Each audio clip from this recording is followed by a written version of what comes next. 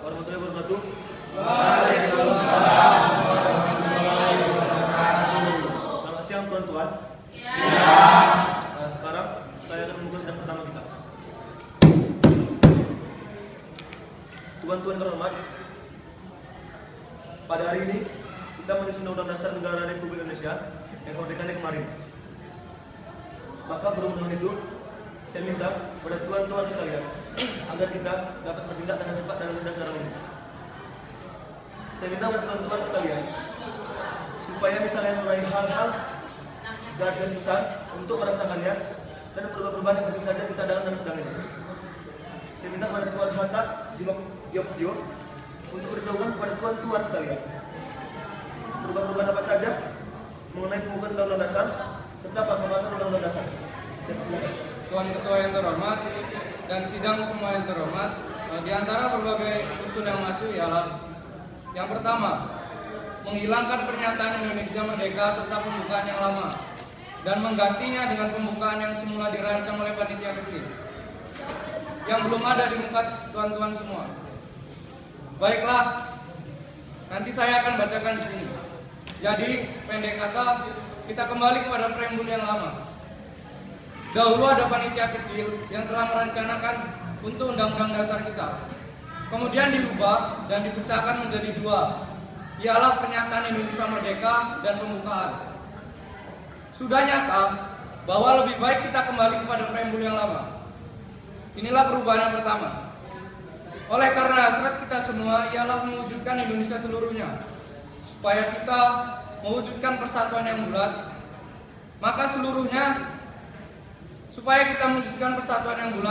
maka karena itu dapat disetujui. Misalnya pasal 6 alinea pertama menjadi presiden ialah orang Indonesia asli yang beragama Islam dicoret. Oleh karena yang kedua, presiden Indonesia orang Islam, agak menyinggung perasaan yang tidak beragama Islam, karena barangkali orang Islam akan terus menjadi presiden. Persetujuan dalam hal ini sudah dapat di antara berbagai golongan, sehingga memudahkan pekerjaan kita pada waktu sekarang ini. Berhubungan dengan itu juga berubah pada pasal 29. Ini bersangkutan pula pada preambul. Pasal 29 ayat 1 menjadi begini. Negara berdasarkan atas ketuhanan yang Maha Esa. Kalimat yang di belakang itu yang berbunyi dengan kewajiban dan lain-lain dicoret saja. Pertama, pasal 4. Presiden Republik Indonesia memegang kekuasaan pemerintahan, ditambah dengan kata-kata menurut Undang-Undang Dasar. Lalu ayat 2 pasal 4 ini berhubungan dengan usul, supaya agar bisa lebih efisien, jangan ada 2 orang wakil presiden, tetapi seorang saja. Ayat 2 menjadi dalam melakukan kewajiban presiden dibantu oleh orang-orang seorang wakil presiden. Berhubung itu alinea ketiga dicoret sama sekali. Pada pasal 5 ada usul untuk menambah satu kalimat supaya kedudukannya lebih jelas. Bunyinya seperti ini. Presiden menetapkan peraturan pemerintah untuk menjalankan undang-undang sebagaimana mestinya. Berhubungan dengan perubahan menghilangkan wakil presiden yang kedua, maka pasal 6 ayat 2 menjadi presiden dan wakil presiden dan lain-lain bukan wakil-wakil. Demikian juga pasal 7, presiden dan wakil presiden. Pasal 8 ayat 1 pada bagian kedua dari kalimat ia diganti oleh wakil presiden, satuannya dihilangkan dan seterusnya sampai habis waktunya dihilangkan. Ayat 2 dihilangkan. Pasal 23 ayat 3 ditambah kalimat menjadi hasil pemeriksaan itu diberitahukan kepada Dewan Perwakilan Rakyat. Ini mengenai Badan Pemeriksaan Keuangan. Lalu pasal 25, syarat-syarat untuk menjadi hakim ditetapkan oleh undang-undang. Itu berbunyi yang lama. Itu ditambahkan sedikit sehingga menjadi syarat-syarat untuk menjadi dan untuk diberhentikan sebagai hakim ditetapkan oleh undang-undang. Jadi ditambah di tengah-tengah. Pasal 26 berubah sama sekali. Jadi inilah tuan-tuan usul yang dimajukan. Kiranya kita dengan perubahan-perubahan itu dapat menetapkan anggaran dasar sebagaimana sudah ada. Apalagi tuan-tuan semuanya sudah mempelajari dalam sidang badan penyelidik. Sekian saja Tuan Ketua.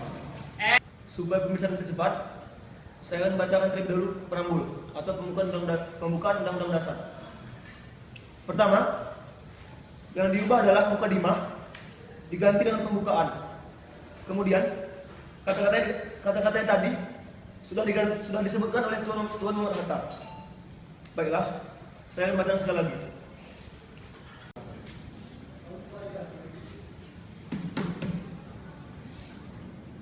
Pembukaan bahwa sesungguhnya kemerdekaan itu ialah segala bangsa, dan oleh sebab itu maka penjajahan di atas dunia sudah dihapuskan karena tidak sesuai dengan peri kemanusiaan dan peri keadilan.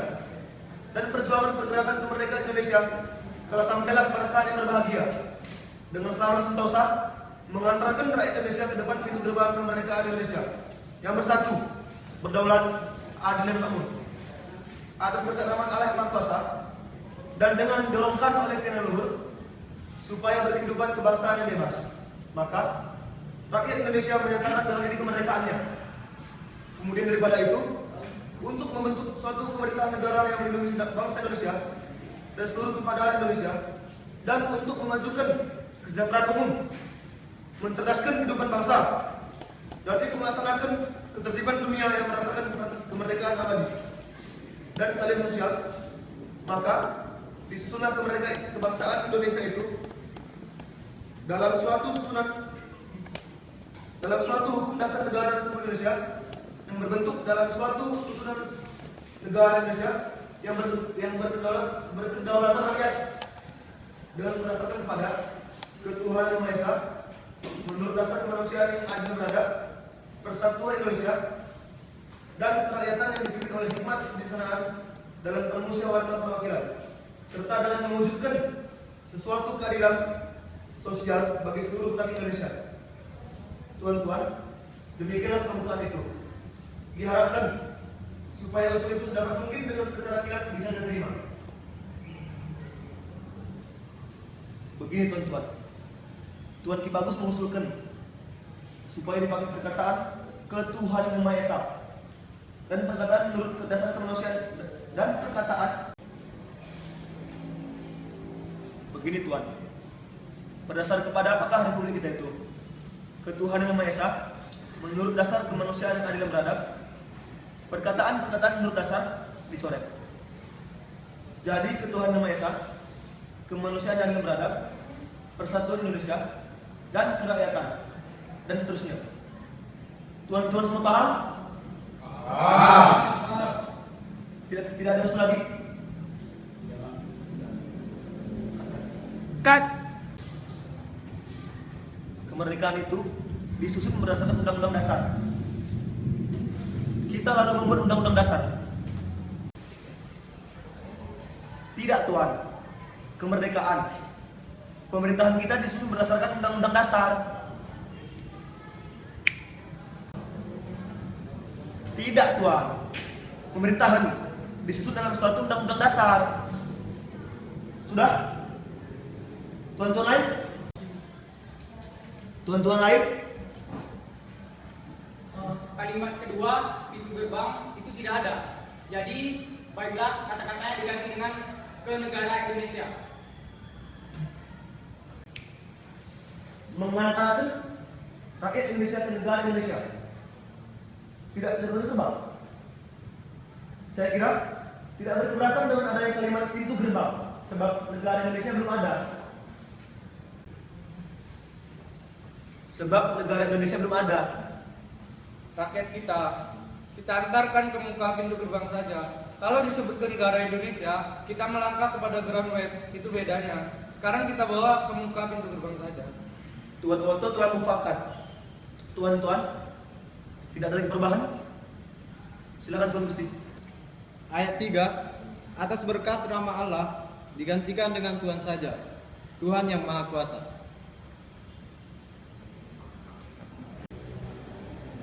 Diusulkan supaya perkataan Allah yang Maha Esa diganti dengan Tuhan yang Maha Esa. Tuan-tuan semua mufakat kalau perkataan Allah diganti dengan atas berkat Tuhan yang Maha Kuasa. Tidak ada lagi? Tuan-tuan? Kalau tidak ada lagi, saya baca seluruhnya. Maka saya sahkan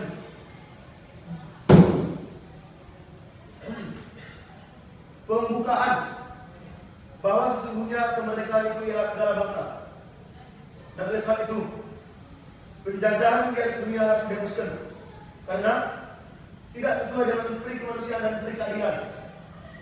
Dan perjuangan pergerakan kemerdekaan Indonesia telah sampailah pada saat yang berbahagia dengan selamat sentosa mengantarkan rakyat Indonesia ke depan pintu gerbang negara Indonesia yang merdeka, bersatu, berdaulat, adil dan makmur. Atas berkat Allah yang Maha Kuasa dan dengan didorongkan oleh kehendak luhur supaya berkehidupan kebangsaan yang bebas, maka rakyat Indonesia menyatakan dengan ini kemerdekaannya. Kemudian daripada itu, untuk membentuk suatu pemerintah negara Indonesia yang melindungi segenap bangsa Indonesia dan seluruh tumpah darah Indonesia, dan untuk memajukan kesejahteraan umum, mencerdaskan kehidupan bangsa, dan itu melaksanakan ketertiban dunia yang berdasarkan kemerdekaan, perdamaian abadi dan keadilan sosial. Maka disusunlah kemerdekaan kebangsaan itu dalam suatu hukum dasar negara Republik Indonesia yang berbentuk dalam suatu susunan negara Republik Indonesia yang berkedaulatan rakyat dengan berdasarkan kepada ketuhanan yang Maha Esa, kemanusiaan yang adil beradab, persatuan Indonesia, dan kerakyatan yang dipimpin oleh hikmat kebijaksanaan dan permusyawaratan perwakilan, serta dengan mewujudkan sesuatu keadilan sosial bagi seluruh rakyat Indonesia. Bagaimana tuan-tuan? Setuju? Setuju. Dengan ini salah pembukaan Undang-Undang Dasar Negara Republik Indonesia.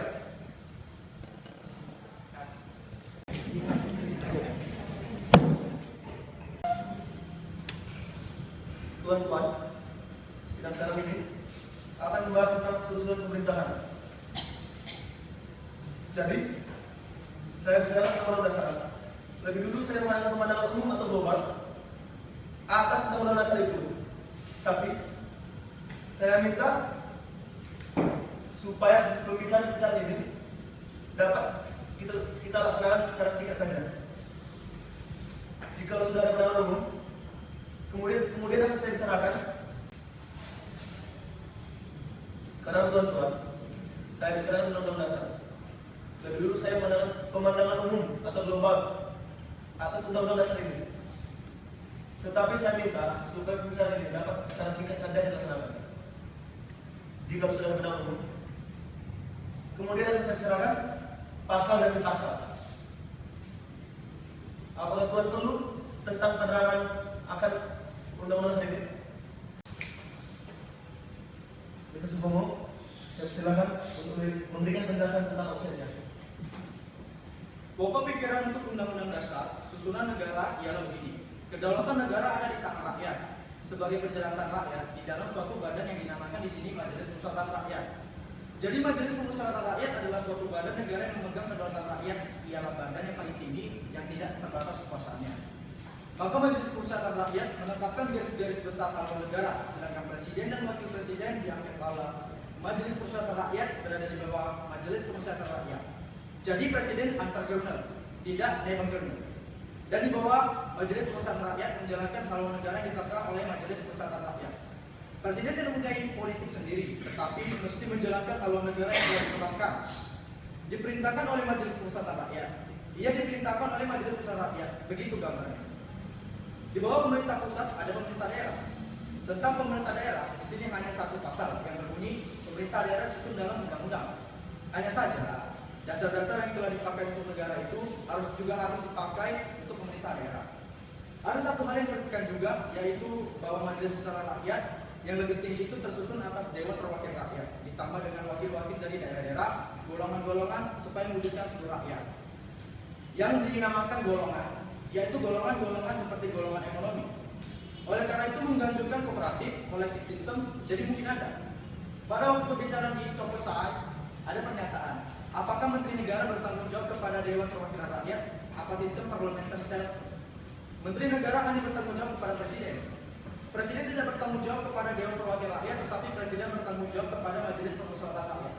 Majelis Permusyawaratan Rakyat, kehakiman Dewan Pertimbangan Presiden, Dewan Perwakilan Badan Pemeriksa Agung Wakil Presiden Keuangan, Menteri Negara, Pemerintah Daerah, Wati, Desa. Majelis Permusyawaratan Rakyat itu anggotanya adalah semua anggota Dewan Perwakilan Rakyat dan utusan dari daerah-daerah dan golongan-golongan. Di bawah terdapat Presiden. Presiden mengangkat menteri-menteri dan di bawah mereka ada pemerintah daerah seperti koti dan desa. Agar sudah dimengerti, saya ada pesan sebentar. Pada waktu saat itu, tuan-tuan bertanya kepada kami semua. Sekarang kami berserah.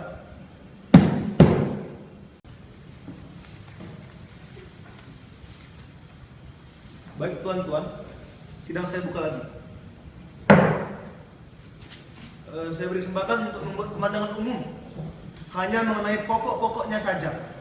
Tuan-tuan tentu mengerti bahwa undang-undang kita buat sekarang ini adalah undang-undang sementara. Kalau saya boleh memakai perkataan, ini adalah undang-undang dasar kilat. Nanti, kalau kita telah bernegara dalam suatu suasana yang lebih tentram, kita tentu akan mengumpulkan kembali majelis permusyawaratan rakyat yang dapat membuat undang-undang dasar lebih lengkap dan sempurna. Sekarang, siapa yang hendak membuat pandangan umum yang singkat saja? Saya beri kesempatan. Tuan Amir, Tuan Amir, ada lagi? Baik, sekarang saya silakan Tuan Amir.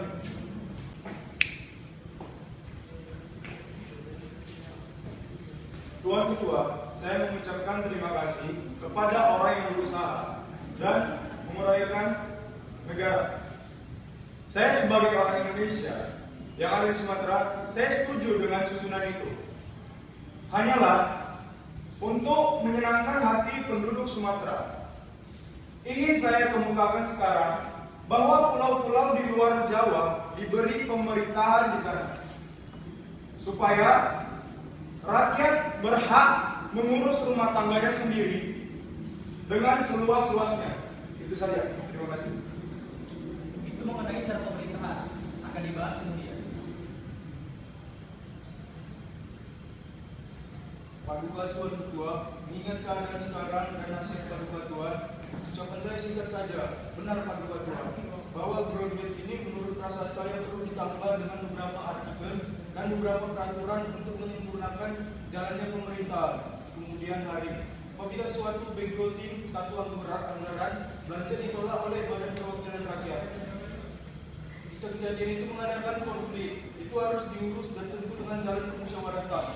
Tetapi mungkin juga tidak terdapat persetujuan.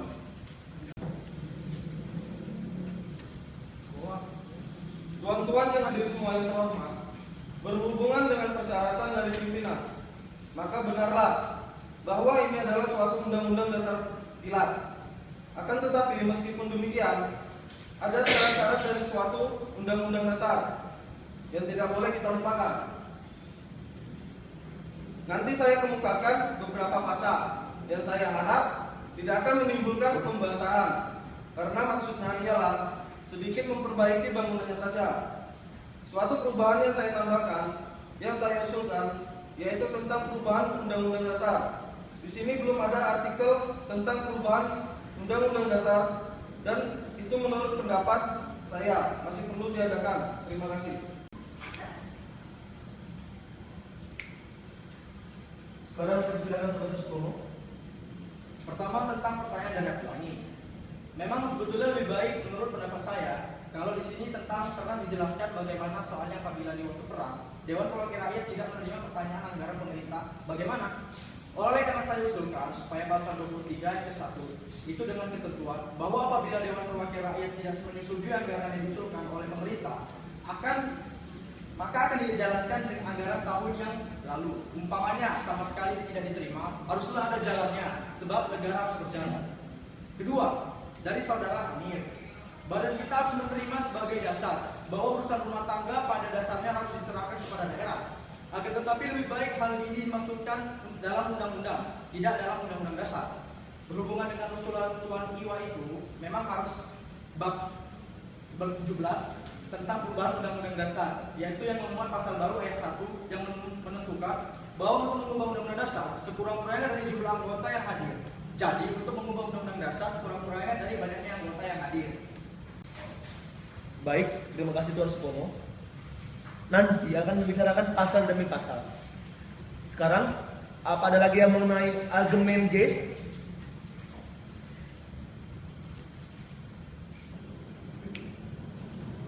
Di sini kita membaca tentang daerah Indonesia. Luas negara tentu saja masuk dalam Undang-Undang Dasar. Sudah ada menentukan tentang badan-badan saja, kekuatan saja. Tetapi daerahnya belum dinyatakan dalam Undang-Undang Dasar. Begini, dalam Undang-Undang Dasar yang modern, daerah tidak masuk. Kami diberitahu kepada Tuan Tiara Ucikaka bahwasanya negara Indonesia meliputi batas daerah Hindia Belanda dahulu. Kecuali dari hal daerah itu tidak perlu masuk dalam Undang-Undang Dasar. Ada lagi yang mengenai agama neges? Tidak ada tuan-tuan? Baik, sekarang akan saya bicarakan pasal demi pasal. Sebelum itu, tuan-tuan telah menerima dari T unveiling pembukaan. Baik, akan saya bacakan.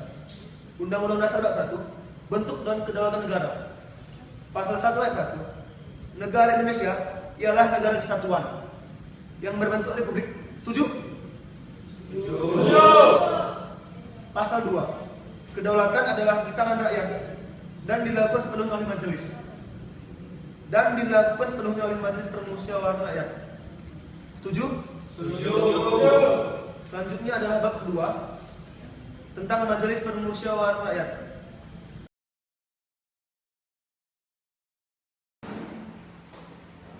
Begini tuan-tuan, dalam Undang-Undang Dasar yang modern, daerah tidak masuk. Kami diberitahukan kepada Tuan Tiara Ucikaka bahwa negara Indonesia meliputi wilayah batas Hindia Belanda dahulu. Kecuali dari hal daerah tidak perlu masuk dalam Undang-Undang Dasar. Ada lagi yang mengenai agama negis? Tidak ada. Sekarang akan saya bicarakan pasal demi pasal.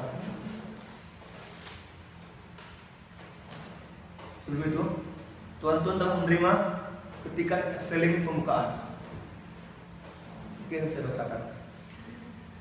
Undang-Undang Dasar bab 1 tentang bentuk dan kedaulatan negara. Pasal 1 ayat 1. Negara Indonesia ialah negara kesatuan yang berbentuk republik. Setuju? Setuju. Pasal 2. Kedaulatan adalah di tangan rakyat dan dilakukan sepenuhnya oleh majelis permusyawaratan rakyat. Setuju? Setuju. Setuju. Terima kasih. Selanjutnya, bab 2. Majelis permusyawaratan rakyat. Pasal 2. Majelis permusyawaratan rakyat terdiri dari anggota Dewan Perwakilan Rakyat. Ayat 2 ke 5 lebih baik ditulis dalam huruf. Ayat 3-nya, segala putusan Majelis Permusyawaratan Rakyat ditetapkan dengan suara terbanyak. Menurut pendapat saya, ayat 3 dicoret saja. Sebab tentang bagaimana caranya menetapkan putusan itu, lebih baik ditulis dengan undang-undang yang mengenai permusyawaratan. Siapa yang minta bicara tentang ayat 3 ini? Yang tadi disampaikan oleh Mr. Supomo. Tuan Amir? Saudara Supomo tadi saya rasa mengenai gestur teknik, tetapi lebih penting ditetapkan siapa yang menjadi ketua majelis permusyawaratan menurut pikiran saya. Ketua majelis permusyawaratan sama dengan ketua Dewan Rakyat. Bagaimana tuan-tuan? Tidak ada lagi? Silakan. Tentang pasal 3. Juga untuk menyempurnakan peraturan dalam undang-undang ini, mengenai bab ini saya usulkan untuk ayat 2 pasal bahwa Majelis Permusyawaratan Rakyat mengangkat anggota Dewan Pertimbangan Agung. Dewan Perwakilan Rakyat dipilih oleh rakyat. Anggota Dewan Perwakilan Rakyat itu dengan sendirinya juga anggota Majelis Permusyawaratan Rakyat. Sebaliknya, tuan-tuan, pasal 2 ayat 1 diterima. Pasal 2 ayat 2 diterima. Terima. Sekarang ayat 3 diusulkan oleh Tuan Supomo supaya dicoret. Bagaimana tuan-tuan? Saya tidak setuju kalau dicoret. Sebab ketentuan itu berdasarkan ketentuan kedaulatan rakyat. Ayat 3 tetap. Sekarang Tuan Supomo mengusulkan supaya ditambah 1 ayat lagi. Cari ayat 4. Begini Ketua, menurut pendapat saya, soalnya bukan based on question, tetapi kewajiban dasar siapa yang berhak, bukan saja presiden yang berhak, tetapi supaya juga anggota Dewan Perwakilan Rakyat bisa meminta supaya majelis berkumpul. Sebab umpamanya ada suatu hari ada konflik besar antara presiden dan Dewan Perwakilan Rakyat, harus ada yang memberi closing. Tuan Ketua, sebetulnya saya belum mendengar pembicaraan teori. Seolah-olah kita berada dalam waktu damai. Oleh karena itu, saya pada umumnya tidak mufakat untuk memajukan perubahan-perubahan yang sebetulnya tidak menyinggung isi dan prinsip-prinsip negara yang merdeka. Padahal yang penting untuk saat ini bukan geoterisir yang akan dapat dilaksanakan dalam undang-undang kemudian. Oleh karena itu, rencana ini harus sesuai dengan kegentingan zaman. Saya setuju dengan Tuan Otto. Itu yang saya minta. Hanya jika hal yang penting saja, barulah tuan-tuan mengajukan perubahan. Saya sendiri juga mufakat. Kalau mengenai urusan teknik, saya setuju dengan usulan Tuan Otis. Tuan Ketua, saya kira bahwa dalam garis besar Undang-Undang Dasar kita bisa dianggap menyatakan susunan negara yang sebulan-bulannya. Jadi untuk pertama kali, menurut pendapat saya, karena ini dulu sudah disaring matang-matang, biarlah kita terima ini sebagai dasar. Kalau ada ketentuan dasar yang bisa memisahkan dan memecahkan kita, itu bisa dihilangkan. Terima kasih. Saya ulangi lagi ayat 3 pasal 2. Segala keputusan Majelis Permusyawaratan Rakyat ditetapkan dengan suara yang terbanyak atau mufakat. Pasal 3. Majelis Permusyawaratan Rakyat menetapkan undang-undang dasar dan garis-garis besar daripada haluan negara. Bab 3. Kekuasaan pemerintah negara. Pasal 4 ayat 1. Presiden Republik Indonesia memegang kekuasaan pemerintahan menurut Undang-Undang Dasar. Ayat 2. Dalam melakukan kewajibannya, Presiden dibantu oleh 1 orang wakil presiden. Ayat 3 dicoret. Pasal 5. Presiden memegang kekuasaan membentuk undang-undang dengan persetujuan Badan Perwakilan Rakyat. Pasal 6 ayat 1. Presiden ialah orang Indonesia asli. Ayat 2. Presiden dan wakil presiden dipilih memegang jabatannya selama 5 tahun sesudahnya dapat dipilih kembali. Pasal 8 ayat 1. Jika presiden mangkat, berhenti atau tidak dapat melakukan kewajibannya dalam masa jabatannya, ia diganti oleh wakil presiden sampai habis waktunya. Ayat 2 dicoret. Pasal 9. Sebelum memangku jabatannya, presiden dan wakil presiden bersumpah menurut agama atau janji dengan sungguh-sungguh di hadapan Majelis Permusyawaratan Rakyat atau Dewan Perwakilan Rakyat. Saya mohon dalam sumpah itu mengabdi diganti dengan berbakti, sebab itu bertentangan dengan demi Allah. Mengabdi diganti dengan berbakti. Demikianlah pula dalam janji mengabdi dijadikan berbakti. Pasal 9 seluruhnya telah dimufakati. Pasal 10. Presiden memegang kekuasaan yang tertinggi atas angkatan darat, angkatan laut, dan angkatan udara. Pasal 11. Presiden dengan persetujuan Dewan Perwakilan Rakyat menyatakan perang, membuat perdamaian dan perjanjian dengan negara lain. Pasal 12. Presiden menyatakan keadaan bahaya, syarat-syarat dan akibat keadaan bahaya ditetapkan dalam undang-undang. Pasal 13 ayat 1. Presiden mengangkat duta dan konsul. Ayat 2. Presiden menerima duta negara lain. Pasal 14. Presiden memberikan gerasi, amnesti, abolisi, dan rehabilitasi. Pasal 15. Presiden memberikan gelar. Bab 4. Dewan Pertimbangan Agung. Pasal 16 ayat 1. Susunan Dewan Pertimbangan Agung ditetapkan dengan undang-undang. Ayat 2. Dewan ini berkewajiban memberi jawab atas pertanyaan presiden dan berhak mengajukan usul kepada pemerintah. Bab 5. Kementerian Agama. Pasal 17 ayat 1. Presiden dibantu oleh menteri-menteri negara. Saya ingin menyatakan, sudah tentulah begitu. Saya akan memilih orang-orang yang paling cakap dan tidak menghiraukan dari manapun. Ayat 2, menteri-menteri itu diangkat dan diberhentikan oleh Presiden. Ayat 3, menteri-menteri memimpin departemen pemerintahan. Kementerian Negara.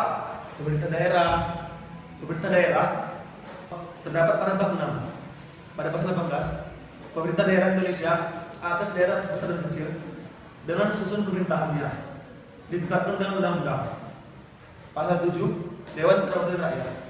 Pasal 19 ayat 1, susunan Dewan Perwakilan Rakyat ditetapkan dengan undang-undang. Ayat 2, Dewan Perwakilan Rakyat bersidang sedikitnya sekali dalam setahun. Pasal 20 ayat 1, tiap-tiap undang-undang menghendaki persetujuan Dewan Perwakilan Rakyat. Itu sudah termasuk dalam peraturan peralihan. Bab 8, hal keuangan. Pasal 23 ayat 1, anggaran pendapatan dan belanja ditetapkan tiap-tiap tahun dengan undang-undang. Saya memasukkan satu artikel lagi yang diusulkan oleh Tuan Ratulangi. Apabila Dewan Perwakilan Rakyat tidak menyetujui anggaran yang diusulkan pemerintah, maka pemerintah menjalankan anggaran tahun yang lalu. Saya tidak setuju tentang pemakaian dasar tahun yang lalu itu. Sebab dengan pemerintah terkait pada tahun lalu dan keadaan tahun lalu tentu sudah berubah dengan sekarang ini. Jadi boleh ada kesalahan seperti dengan perubahan-perubahan yang dianggap perlu oleh pemerintah. Soalnya begini, bagaimana kepastian anggaran itu? Ini diatur dalam undang-undang, isinya sekarang berberonting kehakiman sekian, pendidikan sekian. Ada kemungkinan seluruh berberonting tidak diterima atau sebagian tidak diterima. Untuk mengeluarkan anggaran uang berhubungan dengan kebutuhan baru, jika pengeluaran itu Dewan tidak mufakati. Dengan sendirinya, pemerintah tidak boleh menjalankan apa yang diusulkan itu. Dengan dasar itu saya tidak ada keberatan, sebab tentu ada pekerjaan. Akan tetapi terikat pada anggaran dasar tahun yang lalu untuk tahun yang baru, barangkali sedikit susah. Itu biasa. Jadi, usul Tuan Iwan dicabut. Jadi rencana seluruhnya diterima. Saya mengusulkan supaya ditambah bab baru lagi yang bunyinya begini. Dalam waktu 1 tahun sesudah, Itu sudah ada dalam peraturan peralihan. Di bawah pasal 36. saya minta maaf. Sekarang, bab tentang perubahan undang-undang dasar. Lalu pasal mengenai perubahan itu. Untuk undang-undang dasar, sekurang-kurangnya daripada jumlah majelis permusyawaratan rakyat harus hadir dalam persidangan. Begini, Tuan-tuan terhormat, yang diusul oleh Tuan Supomo itu pasal 37. Itu bab 16. Bab 16 pasal 37. Kalau disebut E, nanti timbul middle heart problem. Tapi selalu ditentukan dengan suara terbanyak. Ketentuan ini harus dibuang. Sebab sudah ada kalimat semua dengan suara yang terbanyak. Begini Tuan, menurut pendapat saya soalnya begini. Dengan teori Tuan Subarjo, umpamanya ada 90 anggota, malah harus ada 46 anggota yang mufakat. Sebab yang hadir harus kurang-kurangnya ada T 90 tambah 60 orang, dan dari 60 orang ini T kali 60 sama dengan 40 orang. Sebetulnya itu bisa mengubah undang-undang dasar. Kalau menurut Tuan Subarjo harus ada 46 orang yang mufakat. Kalau begitu, saya tidak keberatan. Kalimat kedua dicoret sama sekali. Dengan kalimat pertama sudah mufakat. Baiklah. Kemudian kalimat kedua ada yang mufakat jika dicoret. Akibatnya 31 anggota bisa berubah undang-undang dasar. Tetapi menurut Ki Bagus, perubahan undang-undang dasar adalah begitu penting, sehingga dianggap 31 anggota masih kurang.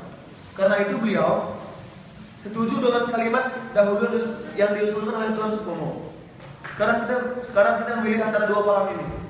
Saya bertanya, siapa mufakat dengan usul yang klik dari Tuan Supomo, yaitu dengan persetujuan sekurang-kurangnya T daripada jumlah anggota yang hadir? Siapa yang mufakat? Saya minta supaya mengangkat tangan.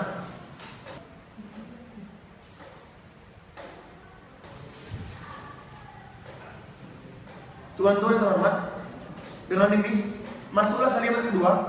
Putusan diambil dengan persetujuan sekurang-kurangnya T daripada jumlah anggota yang hadir. Tuan-tuan, inilah bab pengunci dan pasal pengunci daripada Undang-Undang Dasar. Sekarang, oleh karena ada hadir tuan-tuan yang tidak berpuasa, yang juga beragama Islam, saya minta diadakan pause sampai jam 3. Jam 3 sidang saya buka lagi.